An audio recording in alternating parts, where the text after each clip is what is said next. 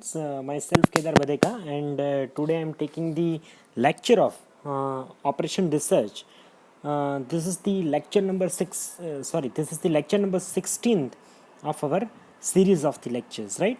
So, in the previous series of the lecture, we had tried to discuss about the basic assignment problems, right? And in the previous sections, we solve the minimization assignments problem. Then in the previous lecture, we also discuss about the unbalanced assignment problems, or A, which is also called as a non-square matrix assignment problem.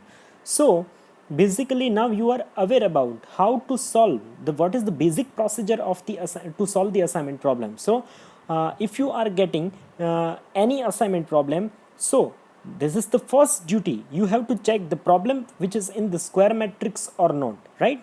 Then you have to focus, or you have to start the solution procedure with the row converting methods, right? First you start with the row conversions. The second step, which is the column conversions, right? Then in the column conversion you try to assign the different zero in the acute matrix, right? If you are getting the zero which is allocated in the each zero, which is 1 0 which is allocated in the one row, and 1 0 which is allocated in the every column, so that is the condition. You have a assign the zero in the manner of that each row and each column is must have a 1 0, right? This is the basic conditions for solving the assignment problem. If you we are not allowing the conditions that are not allowing is that if you are assigning more than 1 0 in each row and each column, that is the uh, non-based method, right? We cannot solve the problem is like that manners. So this is the basic problem. If you are not getting the zero in the column converting convergence matrix, now at the end of the allocations you have to start the crossing the lines. You have to cross the line which is covering the maximum zero, right? And then you start the iteration 1. If you are getting the solutions in the iterations 1, that is good. If you are not getting the solutions in the iterations 1, you have to move forward for the iterations 2, and you have to continue till this process until you are not getting the zero assignable zero in 1 0 in each row and each column, right? So this is the basic procedure of the solving the assignment problem. So today we try to discuss about the another new variable of the assignment problem, which is the maximization assignment problem. In maximization assignments problem, what the new things are coming, right? So we try to focus on the assignment problem. This maximization assignment problem, which is also solved with the basic methods of the Hungarian method, right? So sometimes the assignment problem is made deal with the objective functions of maximisations. कभी कभी ऐसी चीज़ होती है कि जो आपका assignment problem है which is deal with the objective functions of the maximisations, वो खुद जो है वो एक डील की तरह से जो है वो ऑब्जेक्टिव फंक्शंस जो आपका रहता है असाइनमेंट प्रॉब्लम का, what is the objective functions of assignment problem? Anyone can guess, right? The basic objective functions of your assignment problem is we have to minimize the assigning cost, right? We have to minimize the assigning cost. और ये जो आपका objective functions रहता है ना, वो जो maximise करने की कोशिश कर रहा है उसके साथ जो है वो आपका असाइनमेंट प्रॉब्लम जो है वो डील करता रहता है. And in such maximisations problem is required to solve by the Hungarian method. इस तरीके के जो आपके असाइनमेंट्स प्रॉब्लम है जो है वो हंगेरियन मेथड जो है उससे सॉल्व किए जा सकते हैं. Then it should be inverted, और then it should be converted to the minimisation problem by the following ways. इसको आपको क्या करना पड़ेगा? इसको आपको मैक्सिमाइजेशंस वाले जो प्रॉब्लम है उसको नॉर्मल करने के लिए, राइट, बेसिक में कन्वर्ट करने के लिए आपको मिनिमाइज में कन्वर्ट करना पड़ेगा, राइट। अभी आपने जो, अगर सपोज मैं आपको बताऊं कि अगर आपके जो आप ट्रांसपोर्टेशन, मैक्सिमाइजेशन ट्रांसपोर्टेशन प्रॉब्लम के साथ जो जो जो भी स्टूडेंट्स अवेयर होंगे, राइट, वो इस चीज़ को जो है वो काफ़ी आसानी से समझ सकते हैं। सो ये दो तरीके से सॉल्व किए जा सकते हैं, by multiplying the matrix element by 1। आप इसको -1 जो है उससे जितने भी सारे मैट्रिक्स है उस एलिमेंट से आप उसको मल्टीप्लाई करके सॉल्व कर सकते हैं। और the second method which is by subtracting the largest elements of the matrix from the all the element.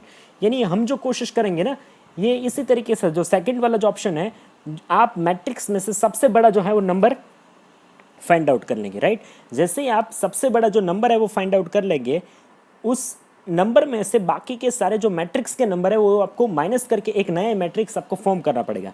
फिर वो जो मैट्रिक्स नया बनेगा which is the minimisation matrix, right. अब मिनिमाइजेशन मैट्रिक्स को आप जो है वो रो वाइज या कॉलम वाइज में कन्वर्ट करके फिर आगे की प्रोसीजर जो हम पहले जिस तरह से उसको फॉलो करने की कोशिश कर रहे थे उसी तरह से हम लोग फॉलो उसको कर सकते हैं। In the second method which is easier as compare to the first method, right. यही ये लोग भी वही चीज़ बता रहे हैं कि जो आपका सेकेंड मेथड है वो कंपेरेटिवली काफ़ी ईजी मेथड है as compare to the first one. So most of the time the second method is used in the problems और एग्जाम्पल्स। सो इस तरीके से जो मैक्सिमम जो है वो सेकेंड मेथड है वो ज़्यादा तौर पे जो है वो प्रीफर की जाती है। सो हम लोग जो एक कोशिश कर रहे हैं कि एक एग्जांपल को मैं आपको सॉल्व करने की कोशिश करवा रहा हूँ, यानी आप देखिए कि इस चीज़ में क्या चीज़ हो रही है, पूरा एग्जांपल जो है वो कैसे सॉल्व किया जा सकता है। सो एक आपको प्रॉब्लम दिया गया है, the captain of the cricket team has to allot a 5 middle batting positions. उसको 5 जो है वो मिडल बैटिंग ऑडिशंस जो है उसको पोजिशन करना है to the 5 batsman, right. 5 batsman को 5 पोजीशन जो है वो अलॉट करनी है। किसको आप पहले नंबर पे भेजेंगे, दूसरे नंबर पे, तीसरे नंबर पे, चौथे नंबर पे और 5वें नंबर पे। एक कैप्टन के पास ये जिम्मेदारी है, right. The average run which is scored by the each batsman at 3 positions are as follow. अब इस पोजीशन के ऊपर ये जो पांचों बैट्समैन है ना, इस पांचों बैट्समैन के जो है वो हमारे पास प्रीवियस डेटा है। उस प्रीवियस डेटा में किस बैट्समैन ने किस नंबर पे जो सबसे ज़्यादा स्कोर किया है वो स्कोर के हमारे पास डेटा है। उस हिसाब से जो है उसको आप असाइन कर सकते हैं। उस हिसाब से जो बैटिंग पोजीशन है वो आप उसको अलॉट कर सकते हैं। Find out the assignments of the batsman to the position which would be the maximum number of runs, right. उस हिसाब से आपको असाइन करने हैं। तो यहाँ पे आपके पास मैक्सिमाइजेशंस वाला एग्जांपल है, तो आप मैक्सिमाइजेशंस नंबर ऑफ रन, यानी आपको ऐसे कुछ बोला नहीं जाता है कि ये जो प्रॉब्लम है वो मैक्सिमाइजेशन का प्रॉब्लम है, ये आपको समझना पड़ेगा।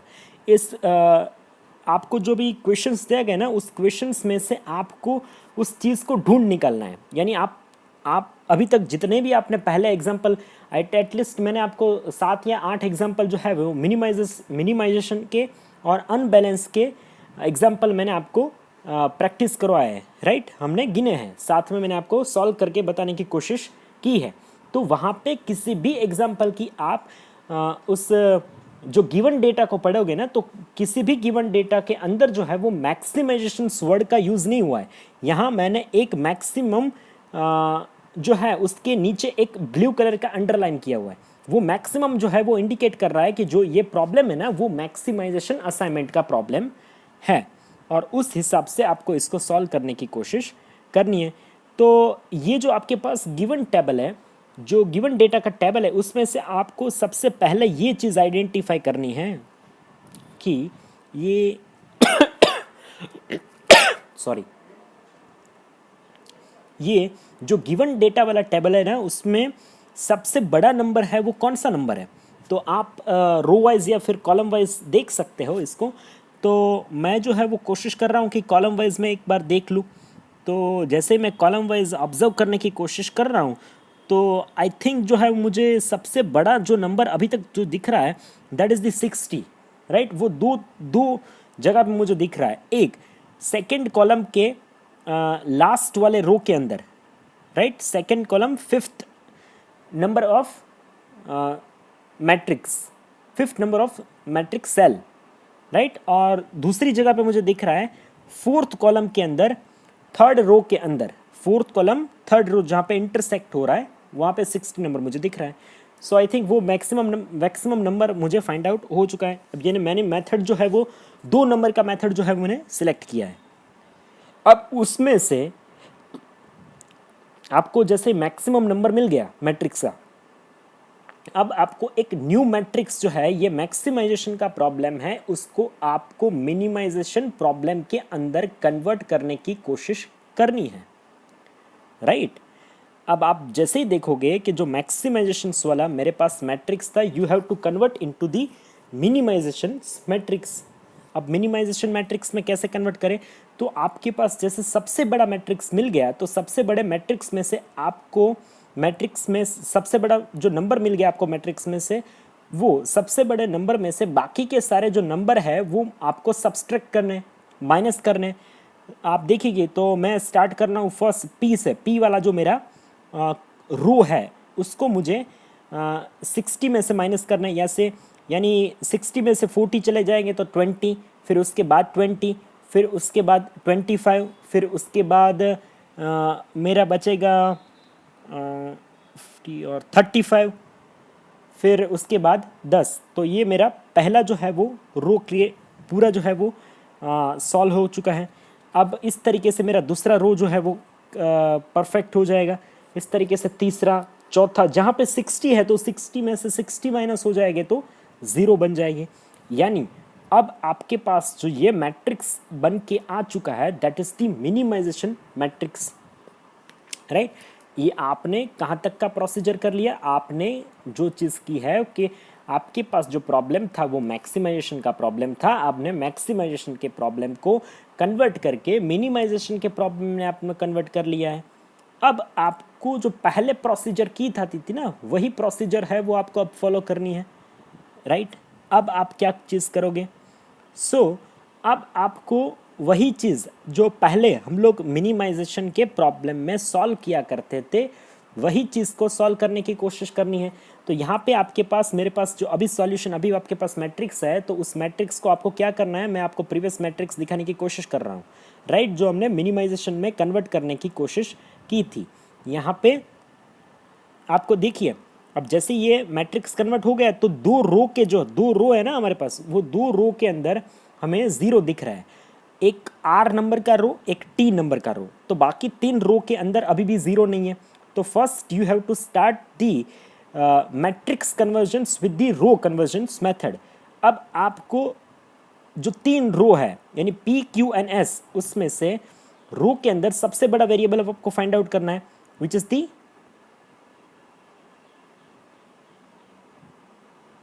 Is the I think 35।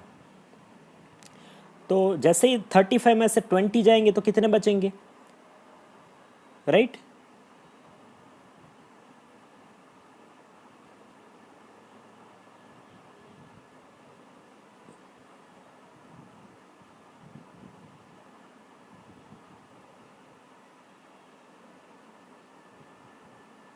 सो यहाँ पे कुछ गड़बड़ की है, ऐसा कुछ मुझे इंडिकेशंस आ रहा है कि अगर आप देखिए, since the matrix which is in the square form, now moving toward the second step which is the finding the minimum value in each row and subtracting it from the other element, or that is we got the following matrix. So आप देखिए कि इसमें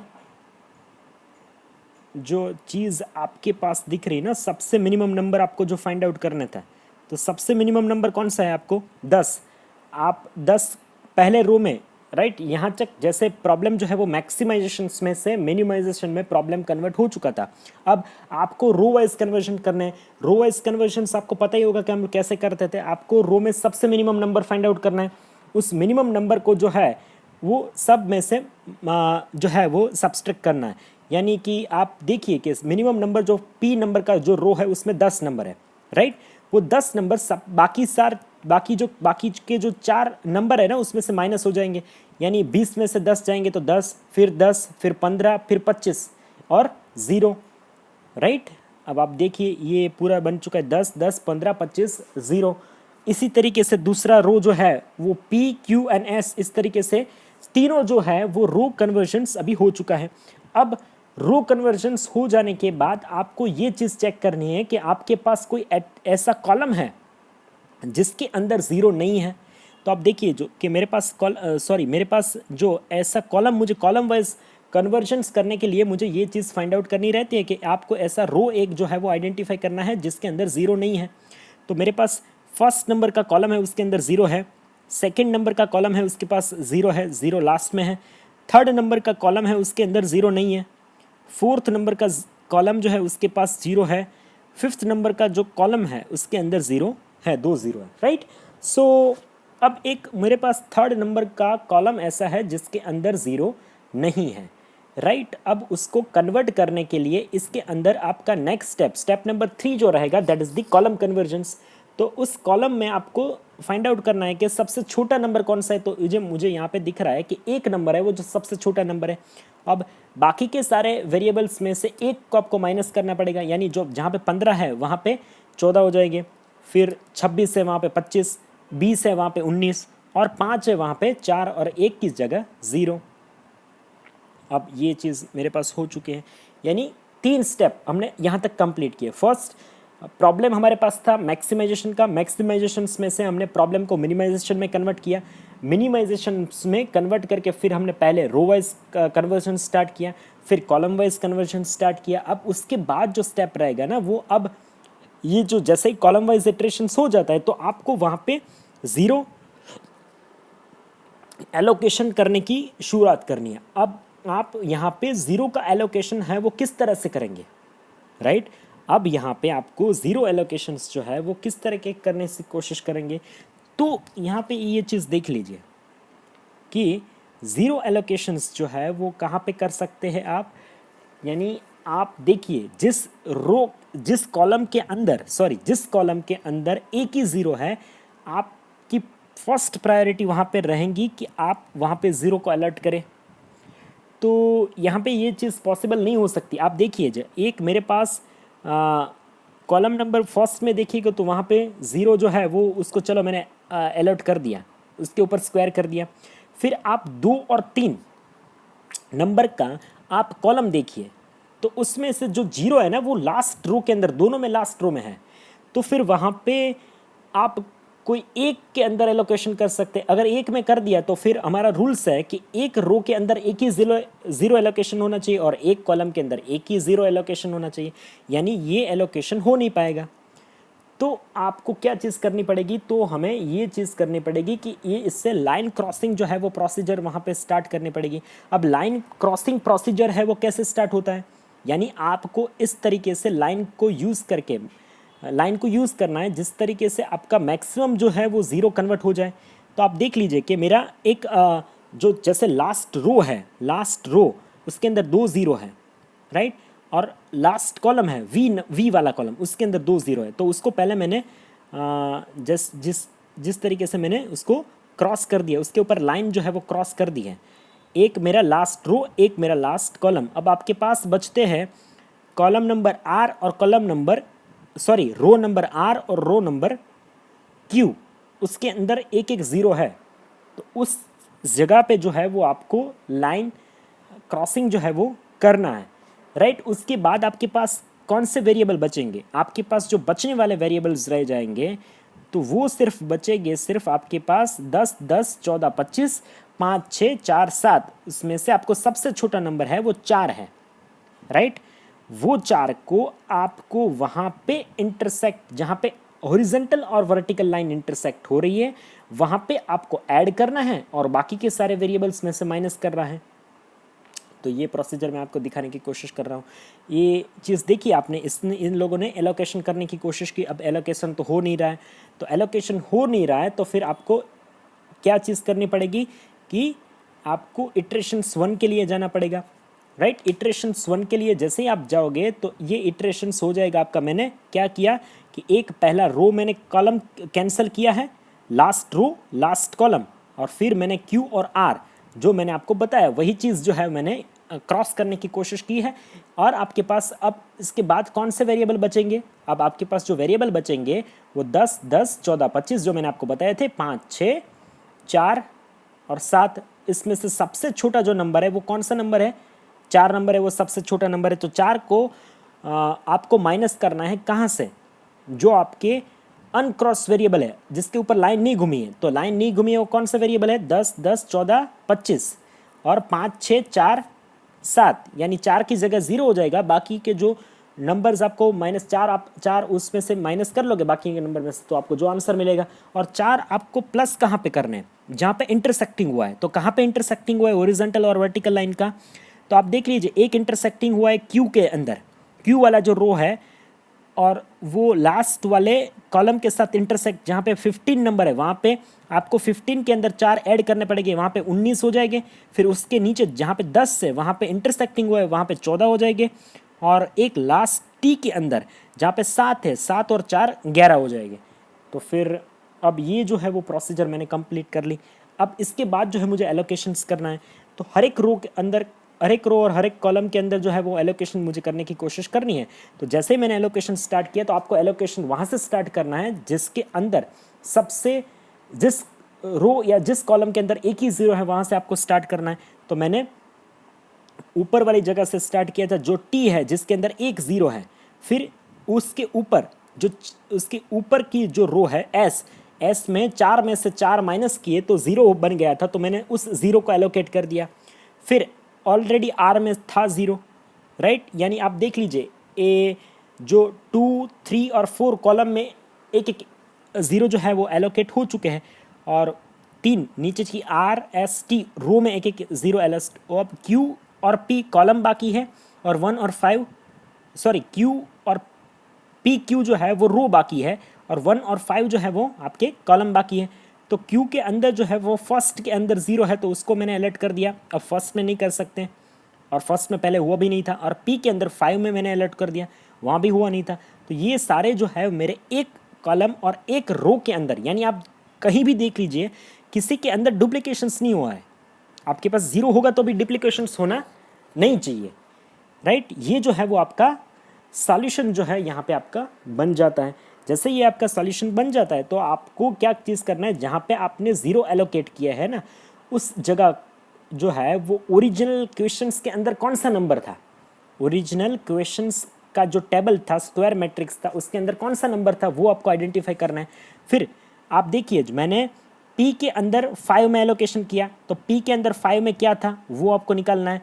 Q के अंदर तो आप देख लीजिए, यहाँ पे मैंने लिखने की कोशिश की थी P at V 5, Q at first, R at 4, S at 3, T at second. So the maximum run possibilities which is the 232 run जो है वो मैक्सिमम जो है वो इस प्रकार से जो है, जैसे आपने ये ऑर्डर में बैट्समैन को पोजीशन दी है, उसमें से वो मैक्सिमम जो है वो रन 232 रन जो है वो मैक्सिमम स्कोर कर सकते हैं। तो ये जो था वो आपका मैक्सिमाइजेशंस का प्रॉब्लम का सॉल्यूशन था। तो आप एक बार थोड़ा और रिकैप कर लीजिए कि हमने क्या क्या स्टेप्स फॉलो किए। आपके पास प्रॉब्लम जो है वो क्लियर कट जो है वो इंडिकेशंस नहीं होगा कि ये प्रॉब्लम जो है वो मैक्सिमाइजेशंस का प्रॉब्लम है। आपको क्वेश्चंस में से जो है वो आइडेंटिफाई करना पड़ेगा ये मैक्सिमाइजेशंस का है या मिनिमाइजेशंस का है।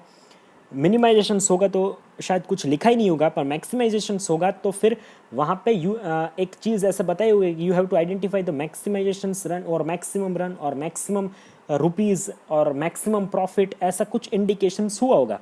यानी वहाँ से आप जो है वो प्रॉब्लम को पिक कर सकते हैं कि this is the problem of the maximisations, right.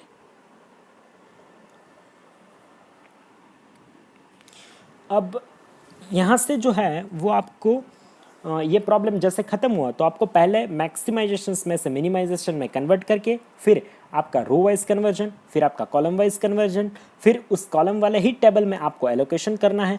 Allocation अगर जीरो, सब रो और सब कॉलम में एक एक जीरो अलर्ट हो जाता है तो फिर वहाँ पे सॉल्यूशन हो गया।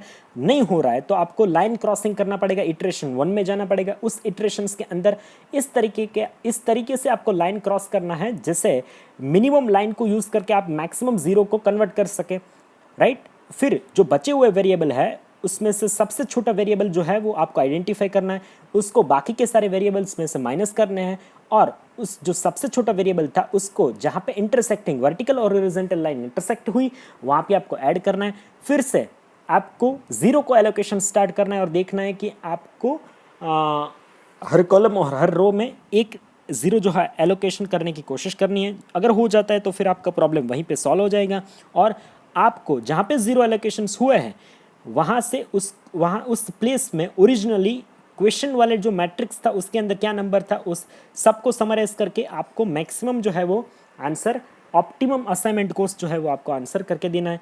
अगर नहीं हो रहा है तो फिर आपको इटरेशन 3, इटरेशन 4, इटरेशन 5 तक जाने की जो है वो ज़रूरत रहती है। नॉर्मली एग्जाम के अंदर, GTU एग्जाम के अंदर नॉर्मली थर्ड इटरेशंस के लिए 7 मार्क्स में आपको मैक्सिमम जाना पॉसिबिलिटीज़ बनती है, उसके बड़ा जो है वो प्रॉब्लम नॉर्मली पूछते नहीं है। और एक एग्जांपल को हम लोग कोशिश करते हैं सॉल्व करने की, इसके बाद जो है वो आपका ये सेक्शंस ख़त्म हो जाएगा।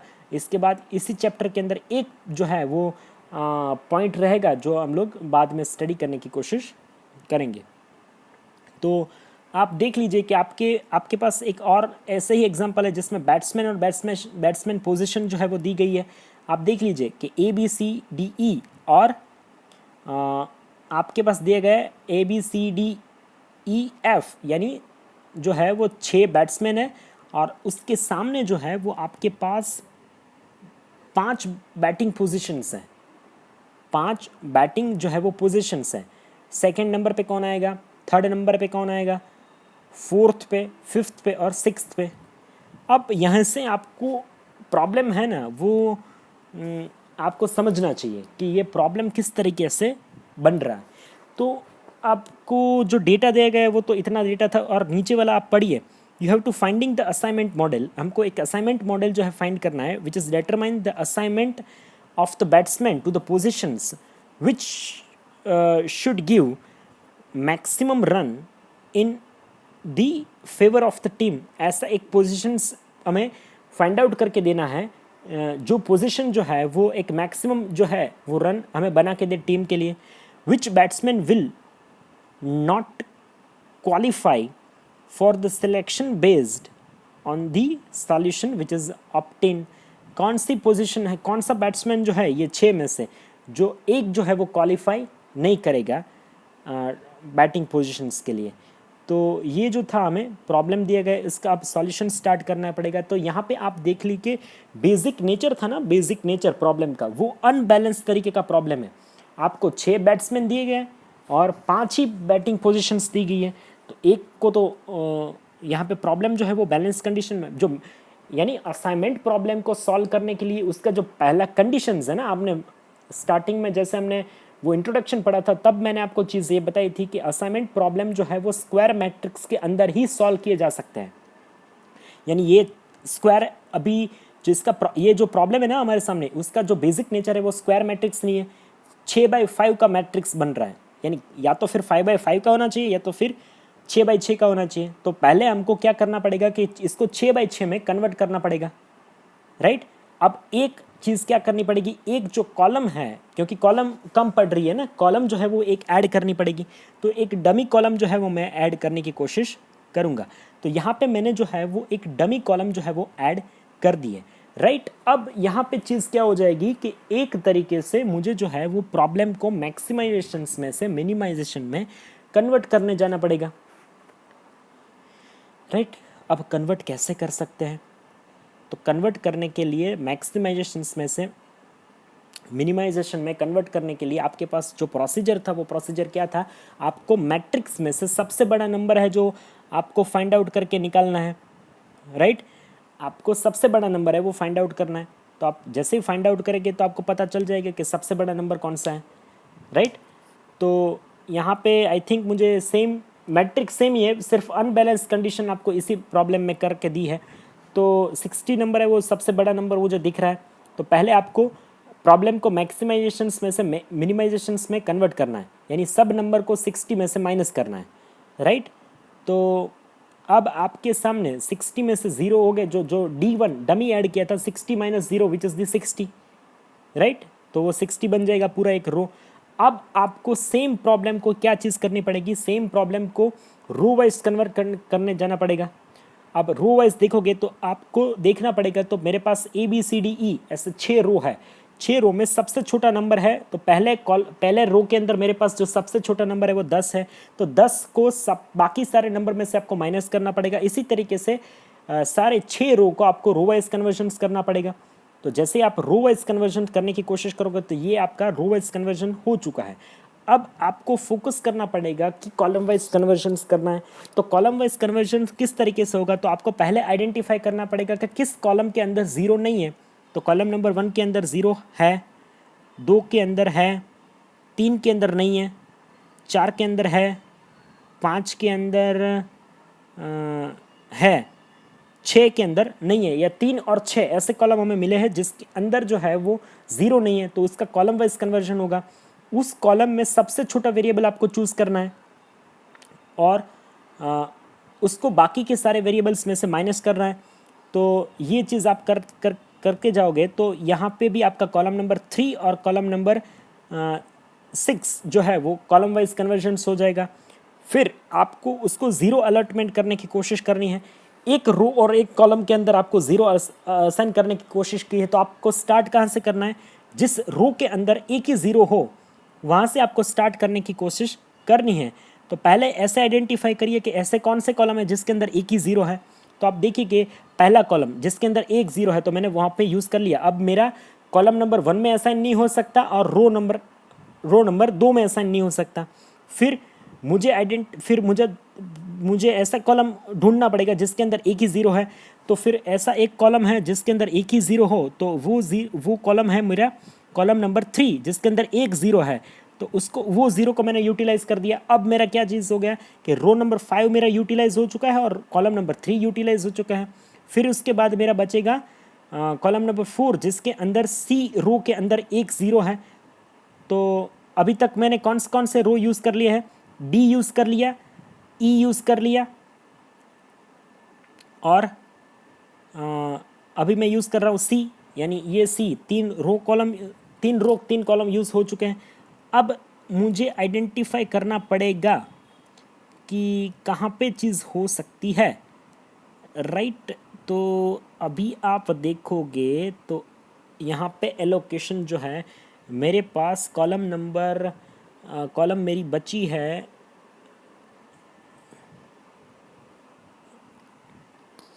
जो कॉलम बची है मेरी वो मैंने अब तक यूज़ की है B, E और C।